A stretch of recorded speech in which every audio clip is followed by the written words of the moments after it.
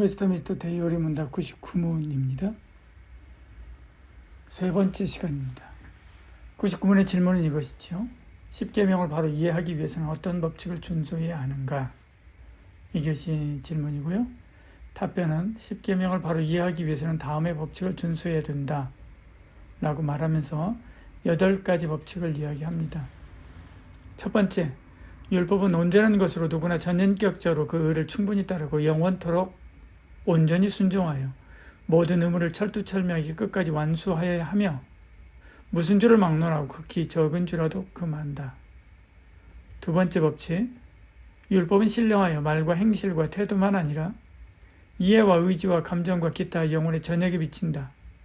세 번째 법칙, 여러 가지 점에서 똑같은 것이 몇 계명 중에 명하여졌거나 금지되기도 한다.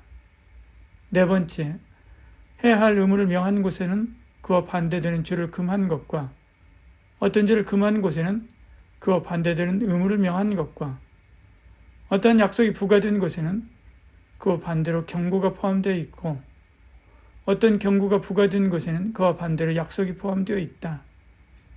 다섯 번째 법칙이요. 하나님께서 금하신 것은 아무 때나 해서는 안 되며 명하신 것은 언제나 우리의 의무이다. 특수한 의무는 언제나 행할 것만은 아니라. 여섯 번째 법칙이요. 한 가지 죄 또는 의무 밑에 같은 종류를 전부 금했거나 명령했는데 이들의 모든 원인, 방편, 기회와 모양과 이에 이르는 도전도 모두 포함되어 있다. 일곱 번째 법칙입니다. 우리들에게 금지했거나 명령된 일이라면 다른 사람들의 지위와 의무에 따라서도 그들도 이를 피하거나 행하도록 도와줄 의무가 우리에게 있다. 여덟 번째 법칙이요. 다른 사람에게 명령된 것도 우리의 지위와 사명에 따라 그들을 도와야 할 의무가 있고 그들에게 금한 일에도 저희와 동참하지 않도록 조심할 의무가 있다.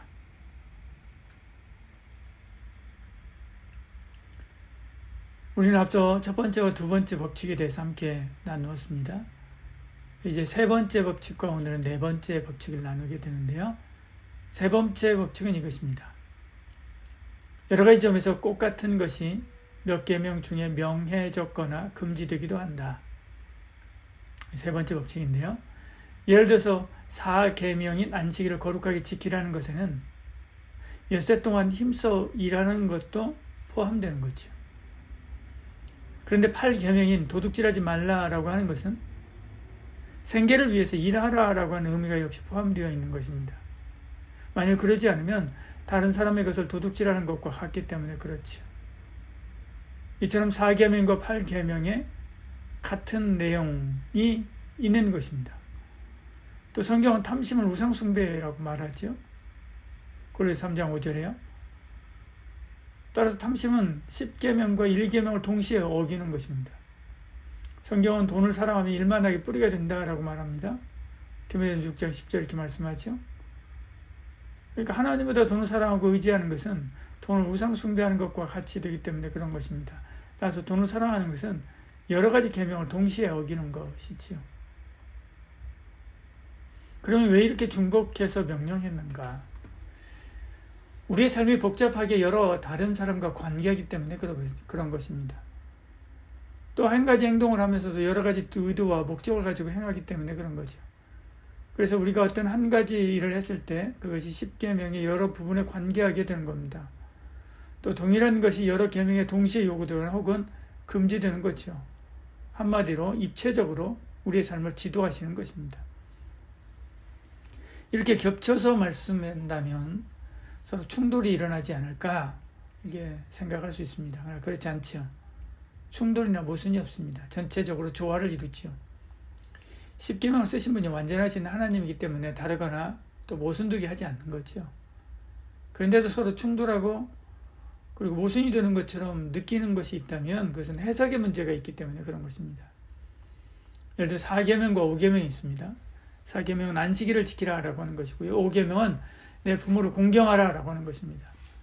만일 누군가가 5계명에 대한 순종 때문에 4계명을 위반해야 된다라고 말할 수 있습니다.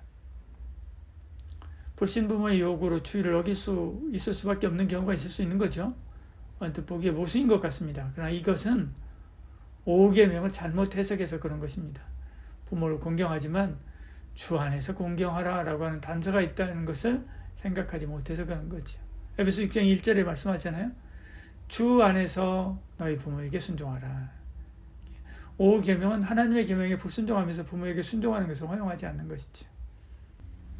네 번째 법칙은 해야 할 의무를 명하는 곳에는 그와 반대되는 죄를 금한 것과 어떤 죄를 금한 곳에는 그와 반대되는 의무를 명하는 것과 어떤 약속이 부과된 곳에는 그와 반대로 경고가 포함되어 있고 어떤 경고가 부과된 곳에는 그와 반대로 약속이 포함되어 있다. 네 번째 법칙입니다. 이사야서는 안식일을 지키라고 말씀하면서 오락을 행하지 말라라고 말합니다. 이사야서 58장 13절 이렇게 말씀하죠.